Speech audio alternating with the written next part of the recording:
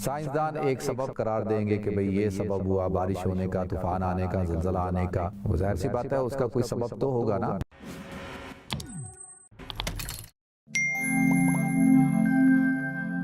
السلام علیکم ورحمۃ اللہ وبرکاتہ۔ ناظرین، اللہ رب العزت نے قرآن پاک میں وضاحت کے ساتھ اس بات کو بیان کیا کہ جب بھی اس کائنات پر، اس سرزمین پر فساد برپا ہوگا اور تباہی پھیلے گی یا مصیبتیں آئیں گی، عذاب آئیں گے، آفتیں بلائیں نازل ہوں گی، تو ان کے سائنسدان ایک سبب اس کا قرار دیں گے کہ بھئی یہ سبب ہوا بارش ہونے کا، طوفان آنے کا، زلزلہ آنے کا۔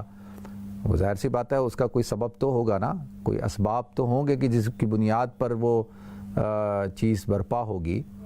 لیکن اللہ رب العزت نے جو قرآن پاک میں بیان کیا ہے کہ ظہر الفساد فی البر والبحر، فی البر والبحر، کہ فساد جو ظاہر ہوتا ہے فی البر والبحر، خشکی پر، فی البحر سمندر پر،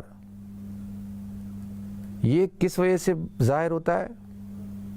بما کسبت ایدی الناس، یہ لوگوں کے اپنے کرتوت ہوتے ہیں، یہ لوگوں کے اپنے اعمال ہوتے ہیں، لوگوں کے اعمال کی وجہ سے یہ فساد خشکی اور تری کے اوپر اللہ کہتے ہیں ہم ظاہر کرتے ہیں۔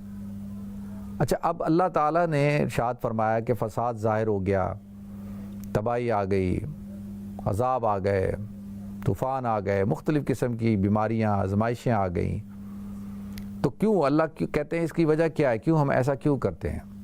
تو ظہر الفساد فی البر والبحر بما کسبت ایدی الناس لیذیقہم بعض الذی عملوا لعلہم یرجعون۔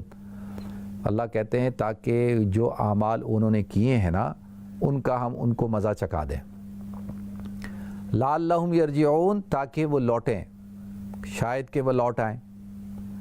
اب دیکھیں ایک انسان ہے، وہ کھا رہا ہے، پی رہا ہے، مزے کر رہا ہے اور زندگی جی رہا ہے، ہر چیز اس کو حاصل ہے، صحت بھی حاصل ہے، خوشحالی بھی حاصل ہے، ہر قسم کی نعمتیں ہیں، اولاد بھی ہیں، ہر نعمت ہے، مزے کر رہا ہے، تو وہ غافل ہو چکا۔ اب غافل آدمی ہے، دیکھیں ایک آدمی سو رہا ہے تو اس کو جگانا پڑتا ہے نا، تو اب کیا ہے کہ اس کے اوپر کوئی آزمائش آ رہی ہے، کوئی پریشانی آ رہی ہے، تو اب اگر یہ نیک صالح انسان ہوگا، مومن ہوگا، تو فوراً کس طرف رجوع کرے گا؟ اللہ کی طرف رجوع کرے گا۔ جیسی مالی نقصان آیا تو اب وہ سوچے گا کہ یار مجھے نقصان کیوں ہوا، پہلے تو وہ اسباب اختیار نکالے گا، اچھا یہ ہو گیا تھا، وہ ہو گیا تھا، فلانا ہو گیا تھا، ڈھمکا ہو گیا تھا، لیکن ایٹ دی اینڈ کہیں نہ کہیں اس کے دماغ میں یہ بات دل میں آئے گی، دل میں اور دماغ میں، کہ یقینی طور پر اس نے کوئی کوتاہی کی ہے، اس نے زکوٰۃ نہیں دی، اس نے صدقہ نہیں دیا، اس نے اس مال کو اسراف کے اندر خرچ کیا ہے، نمود کے لیے، نمائش کے لیے خرچ کیا ہے، اس مال کو گناہ کے لیے استعمال کیا ہے۔ تو اب اگر تو وہ مومن ہوگا، مسلمان ہوگا، تو وہ لعلہم یرجعون، تو وہ لوٹے گا، وہ کیا ہوگا کہ وہ اللہ کی طرف رجوع کر لے گا، وہ لوٹے گا، کہے گا اللہ تو مجھے معاف کر دے، اور توبہ کرے گا۔ تو اب یہ جو آزمائش اس کے اوپر آئی، یہ جو پریشانی اس کے اوپر آئی، حقیقتاً اگر دیکھا جائے تو یہ پریشانی نہیں ہے ناظرین، یہ کوئی آزمائش تو نہیں ہے، یہ تو کوئی ایسا بھی نہیں ہے کہ جی وہ آدمی یہ کہے کہ ایٹ دی اینڈ کہ یہ تو اللہ کی طرف اس کا رجوع ہو گیا۔ میں آپ حضرات کو ایک لطیفہ سناتا ہوں، عام طور پہ میں لطائف کم سناتا ہوں ٹی وی شو کے اندر، بیانات میں تو کبھی کبھی سنا دیتا ہوں، لیکن ٹی وی پہ کم سناتا ہوں، کیونکہ ایک ماحول نہیں ہوتا نا، سامنے کوئی بیٹھا نہیں ہے، اب مجھے کیا پتا کوئی ہنسے گا، کوئی روئے گا، پسند آئے گا نہیں آئے گا، تو اس لیے لطیفوں کا جو سیشن ہوتا ہے وہ ٹی وی نہیں ہے، وہ عوام ہو نا سامنے تو پھر سناتے ہیں۔ وہ ایک بڑا ہی بدبخت آدمی تھا، ایک ڈاکو تھا، اور اپنی ماں کا بڑا نافرمان تھا، ڈاکے ڈالتا تھا، چوریاں کرتا تھا، لوگوں کو تنگ کرتا تھا، اور ماں کا بہت نافرمان، ماں کا تو نام بھی نہیں لینا نہیں چاہتا تھا، اور اس کو جو ہے وہ پکڑا جاتا ہے۔ جب وہ پکڑا جاتا ہے تو پولیس والے اس کو تھانے میں لے جاتے ہیں. تھانے میں لے جا کے, آپ کو پتہ ہے پاکستان کے اندر جو ہے تھانوں میں چھترول ہوتی ہے. چھترول کیا ہے کہ جی وہ ایک خاص قسم کا ایک جوتا ہوتا ہے چمڑے کا, اس سے پٹائی کی جاتی ہے. اور جب پٹائی کی جاتی ہے تو لوگ چیختے ہیں, کراتے ہیں. تو اس کو جو ہے وہ چھترول ہو رہی تھی, تو اس کی ماں کو خبر دی گئی کہ بھئی تیرا بیٹا پکڑا گیا ہے, وہ تھانے کے اندر ہے. تو ماں جو ہے وہ دوڑتی ہوئی, ماں ہوتی ہے, دیکھیں اولاد کتنی نافرمان ہو جائے لیکن ماں تو ماں ہی ہوتی ہے نا. وہ تھانے کے اندر پہنچ گئی. جب وہ تھانے کے اندر پہنچی تو اندر جو جیل کے سلاخوں کے پیچھے سے آواز آ رہی تھی, او میری ماں, او میری ماں. تو اب وہ جیسی چھترول اس کو ہوتی تو وہ چیخ کے کہتا, او میری ماں. تو وہ جو ماں تھی اس نے اس تھانے دار کو کہا, تھانے دارا اس کو تو اور لگا. اس نے کہا یہ عجیب ماں ہے کہ مجھے کہہ رہی ہے اور مارو اس کو. تو اس نے کہا کہ کیوں؟ اس نے کہا کہ آج اسی بہانے جتنی اس کی پٹائی ہو رہی ہے کم سے کم یہ مجھے یاد تو کر رہا ہے. یعنی پٹائی ہونے کے بعد ہی ماں کو یاد کر رہا ہے, تو ماں کہتی ہے اور لگاؤ اس کو. تو ہمارا بھی یہی حال ہے.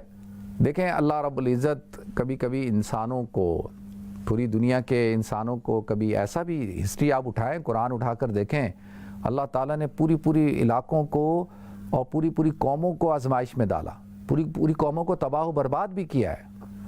یہ تو حضور اکرم صلی اللہ علیہ وسلم کی دعا ہے کہ اس امت کو اجتماعی طور پر ختم نہیں کیا جائے گا, جیسا کہ قوم نوح کو ختم کیا گیا اور قوم عاد کو, قوم سمود کو ختم کیا, ایسے نہیں ختم کیا جائے گا.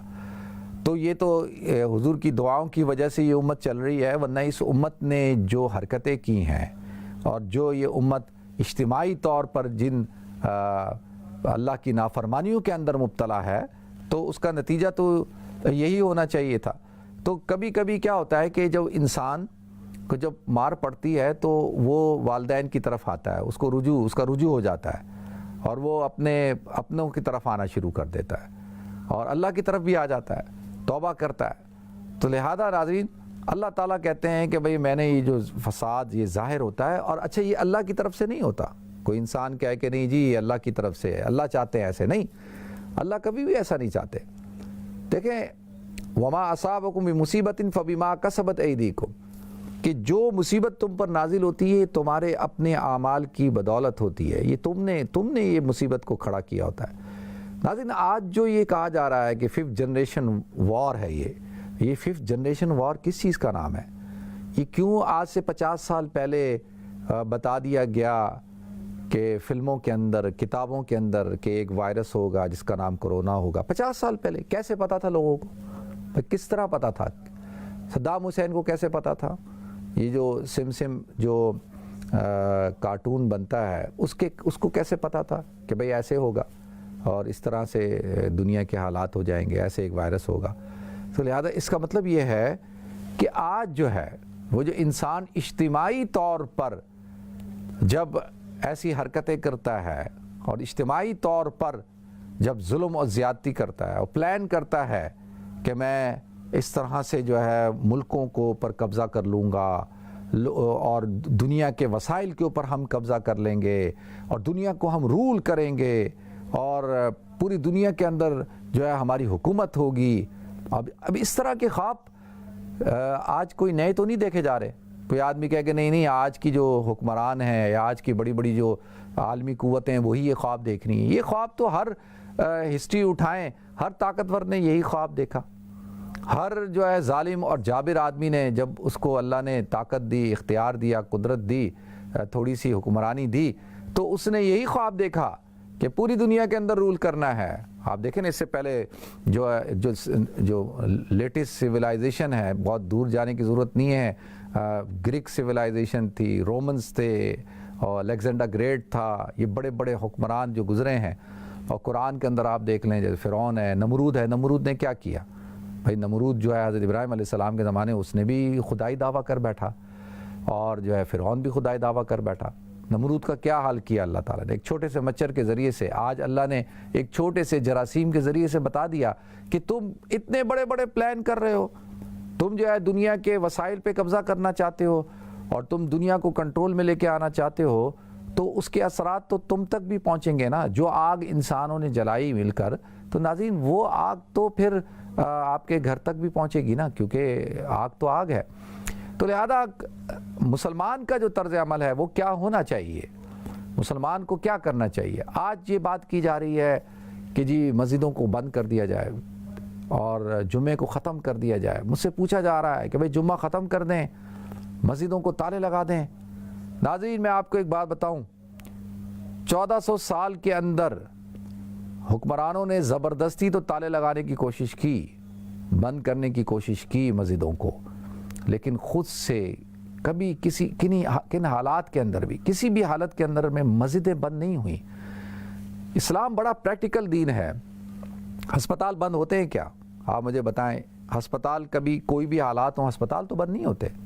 کیا ڈاکٹر جو ہے وہ گھروں میں بیٹھ جاتے ہیں؟ کیا نرسیں گھروں میں بیٹھ جاتی ہیں؟ ایسا تو نہیں ہوتا. جو فائر فائٹرز ہوتے ہیں کیا وہ گھروں میں بیٹھ جاتے ہیں؟ پولیس والے کیا گھروں میں بیٹھ جاتے ہیں؟ یہ تو ان کو تو اور زیادہ محنت کرنی پڑتی ہے, یہ اپنی جان کو رسک پہ رکھتے ہیں, اسی لیے تو پھر ان کو ایوارڈ بھی ملتے ہیں, اسی لیے تو ان کی عزت بھی ہوتی ہے.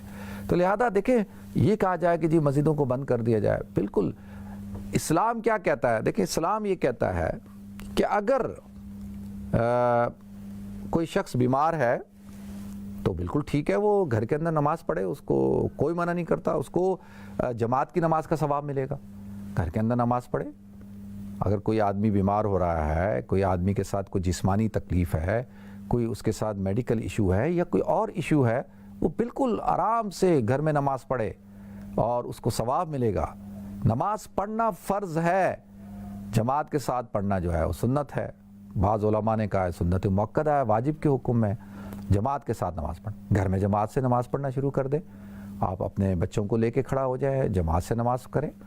تو اور مسجد, دیکھیں مسجد کے اندر تو اذان تو دی جائے گی نا, یہ پولیس اسٹیشن تو کھلا رہے گا یا نہیں؟ مسجد کے اندر اذان تو ہوگی. اذان سے تو اللہ کی رحمتیں برکتوں کا نزول ہوتا ہے.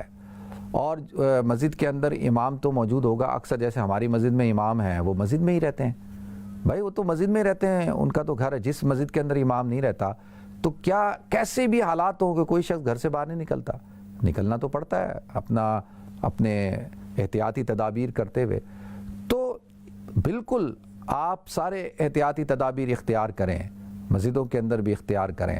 آپ جو ہے وہ اس کی صفائی کا خیال رکھیں, بیمار لوگ اس میں وہاں نہ آئیں, اور لوگ جو ہے وہ گھروں کے اندر نماز پڑھیں. لیکن مسجد کھلی رہے گی, مسجد کا دروازہ بند نہیں ہونا چاہیے, اور اذان ہونی چاہیے اور نماز ہونی چاہیے, چاہے ایک آدمی ہو چاہے وہ 2 آدمی ہو. کہتے ہیں کہ جی 4-5 آدمی سے زیادہ مجمع نہ ہو, ٹھیک ہے 4-5 آدمی ہی ہوں لیکن کھلی ہو.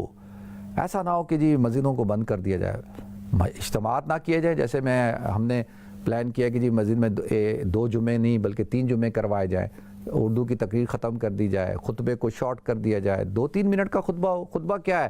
صرف اللہ کی حمد بیان کر دی جائے, حضور پر درود و سلام پیش کر دیا جائے اور مسلمانوں کے لیے استغفار کر لیا جائے, دعا کر دی جائے. یہ خطبہ ہے, اور یہ 2-3 منٹ میں ہو سکتا ہے, 3-4 منٹ میں نماز ہو سکتی ہے. پوری نماز جمعہ جو ہے پورا جمعہ 7-8 منٹ میں 10 منٹ میں پورا جمعہ ہو سکتا ہے. اور مجمع جو بیمار ہے, جو ضعیف لوگ ہیں, جن کے ساتھ ایشوز ہیں, وہ نہ آئیں, گھروں کے اندر ظہر کی نماز پڑھیں. تو لہذا احتیاطی تدابیر اختیار کرنی چاہیے. لیکن جیسے کہ حضور اکرم صلی اللہ علیہ وسلم نے ارشاد فرمایا کہ دیکھیں جو شخص بیمار ہو جاتا ہے اس کے لیے آسانی ہے, اگر کوئی شخص جو ہے وہ معذور ہے اس کے لیے آسانی ہے, عورتوں کے لیے تو ویسے ہی آسانی ہے, اور کوئی اگر مسائل ہیں تو بالکل آسانی ہے, گھر میں نماز پڑھے, سفر میں ہے تو آدھی پڑھ لے, اور جو ہے وہ اور کوئی مشکل ہے جمع بین صلاتین پڑھ لے. اچھا, لیکن حالت جنگ میں ہو, دیکھیں حالت جنگ میں بھی نماز کا حکم ہے کہ نماز پڑھی جائے گی, اور وہ بھی طریقہ کار بیان کیا ہے قرآن نے کہ کس طرح سے جماعت کے ساتھ پڑھی جائے گی. تو لہذا دوسرا اس کے بعد ایک پورا صلاۃ الخوف ہے. صلاۃ الخوف جماعت کے ساتھ تو نہیں ہوتی, بہت سے دوسرے ائمہ کے نزدیک ہے کہ بھئی جماعت کے ساتھ پڑھی جائے, لیکن جماعت کے ساتھ تو نہیں پڑھی جائے گی, لیکن انفرادی طور پہ صلاۃ الخوف کا اہتمام کریں. یہ نفل نماز ہے. اس وقت جو خوف کی فضا ہے, اس فضا کے اندر عوام کیا کر سکتی ہے, ایک عام انسان مسلمان کیا کر سکتا ہے؟ ایک عام مسلمان اپنے آپ کو کام ڈاؤن کر سکتا ہے، اپنے اندر سے خوف کو ختم کر دے، پینک کو ختم کرے، احتیاطی تدابیر اختیار کرے، اپنے آپ کو صاف ستھرا رکھے، اپنے گھر کو صاف ستھرا رکھے، اپنے بچوں کو کہے کہ بھئی ہاتھ دھو کے رکھے۔ اسلام تو آج سے نہیں کب سے کہتا ہے کہ بھئی وضو کر کے رکھو، وضو کرو اور جو ہے غسل کرو، تو احتیاطی تدابیر اختیار کریں۔ اور آپ کے گھر کے اندر دیکھیں اگر کھانے پینے کی چیزیں ہیں بالکل رکھیں، یہ نہ ہو کہ بھئی نہ رکھیں کہ آدمی خوف میں ہی رہے کہ یار کہ بھوک سے نہ مر جائیں، ایسا نہیں ہوگا انشاءاللہ۔ لیکن ایسا نہ کریں کہ ایک دم ایک پینک پھیل جائے، کیوس پھیل جائے، اور جو ہے وہ روڈوں کے اوپر لائنیں لگی ہوئی ہیں۔ اب آپ مجھے بتائیں کہ 2 منٹ کے لیے دیکھیں اس سے کیا ہوگا، اس سے اور زیادہ مسائل کھڑے ہو جائیں گے، اس سے خدا نہ خواستہ پھر جب خوف زدہ سوسائٹی کے اندر پھر لوٹ مار ہوتی ہے، پھر جب پینک پھیل جاتا ہے، پھر کچھ شر پسند لوگ ہوتے ہیں، پھر جو ایسے لوگ ہوتے ہیں جو بے قابو ہو جاتے ہیں، تو پھر ایسا نہ ہو کہ لوگ جو ہے وہ گھروں کے اندر لوٹنا شروع کر دیں گے، پھر بیلنس ختم ہو جائے گا۔ جب دیکھیں نا اگر آپ 6 مہینے کا راشن اٹھا کے رکھیں گے تو پھر وہ آؤٹ آف بیلنس ہو جائے گا نا۔ آپ اس طرح سے دیکھیں، میرے بھائی جاپان میں رہتے ہیں، تو میری بھابھی سے بات ہو رہی تھی، وہ بتا رہی تھیں کہ وہ ان کے جو میرا بھائی ہے وہ بتا رہا تھا کہ جاپان میں لوگ ہینڈ سینیٹائزر لے کے ہاتھوں میں لے کے کھڑے ہوئے ہیں اسٹیشنوں پہ، اور جو ہے وہ خود سے لگا رہے ہیں، اور کسی قسم کا کوئی پینک نہیں پھیلا ہوا، اور کھانے پینے کی چیزیں مل رہی ہیں، لوگ بلکہ ایک دوسرے کی مدد کر رہے ہیں، اور ایک دوسرے کو جو ہے وہ بوڑھوں کی ان کی مدد کر رہے ہیں، جگہوں کو صاف ستھرا کر رہے ہیں، اور خود سے احتیاطی تدابیر اختیار کر رہے ہیں۔ تو یہ دیکھیں نا، یہ بھی تو ایک قوم ہے۔ وہاں پہ ایک واقعہ بڑا پاپولر ہوا تھا ناظرین، کہ جب زلزلہ آیا، سونامی آیا، وہ تو ہر وقت سونامی ہے، ہر وقت ایسے واقعات ہوتے ہیں، بیچارے وہ تو ان چیزوں سے اتنے زیادہ متاثر ہوئے ہیں کہ ان کی ٹریننگ ہو گئی۔ تو ایک عورت جو ہے وہ آئی اور سب چیزیں امدادی سامان پڑا تھا، اس نے ایک جوڑی ساکس کی اٹھائی اور وہ لے کے چلی گئی۔ جب اس سے پوچھا گیا کہ بھئی اتنا سب کچھ پڑا ہے کھانے کو، ان کو یہ چیزیں وہ چیزیں، تو آپ صرف ساکس، وہ کہتی مجھے صرف ساکس کی ضرورت ہے، بس مجھے اور چیزوں کی ضرورت نہیں ہے، جب ضرورت ہوگی تو ٹھیک ہے۔ دیکھیں جب ہم سب فراخ دلی کا مظاہرہ کریں گے، ہم سب جو ہے اپنے سینوں کو بڑا کریں گے، اپنے دسترخوانوں کو بڑا کریں گے، ضرورت اب بوڑھے لوگ کہاں جائیں گے؟ دیکھیں نا، جب کہا جائے گا کہ 70 سال سے بڑی عمر کے لوگ گھر سے باہر نہ نکلیں، تو وہ بیچارہ تو باہر بھی نہیں جا سکتا شاپنگ کرنے کے لیے، تو وہ تو عورتیں، ایک عورت بیچاری بوڑھی ہمارے گلی میں کتنے رہتے، وہ کہتے ہیں میں تو اسی بہانے نکلتی ہوں، پیدل جاتی ہوں، میں تو 2 لوگوں سے بات کرتی ہوں، میں تو ویسے ہی مر جاؤں گی اگر مجھے گھر کے اندر قید کر دیا گیا۔ اور بوڑھے تو لائنوں میں نہیں لگ سکتے نا، وہ تو بیچارے یہ سب کچھ نہیں کر سکتے۔